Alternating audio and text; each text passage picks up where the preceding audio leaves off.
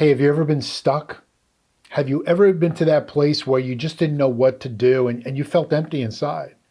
Well, I was with my family one day and we were visiting my son's office, and across the street was a mall. And we were going to drive across that street, and it was a three-lane highway going on either side, and the light was red. Waited, light turns green, I inch out. There's a couple of cars in front of me. I was going straight, but the two cars in front of me were going to turn.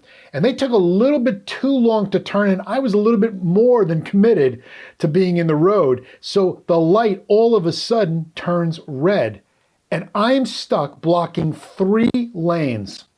Well, I found out that day that I have a lot of fans because they kept waving at me, this one finger.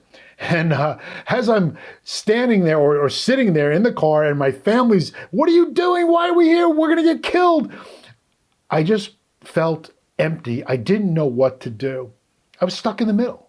I was absolutely stuck in the middle. And it wasn't until that light turned green that I was able to go across, and with my tail between my legs, parked out of wherever we were going, and got out of the car, and more abuse came my way. Have you ever been stuck in the middle? Perhaps you're stuck now. You know, the funny thing is we go through life, and many of us, especially those who call themselves Christians, we say we're believers and we're following Christ, but we're really more like fence sitters. We're kind of, we got 1 foot over here and we got 1 foot over there, 1 foot in the world, 1 foot in the kingdom of God, doing his will and trusting him. But you know, the Bible has something to say about being stuck in the middle. In fact, it talks about not being stuck at all. Because you see, in Revelation chapter 3, verse 15, it tells us about the fence sitter.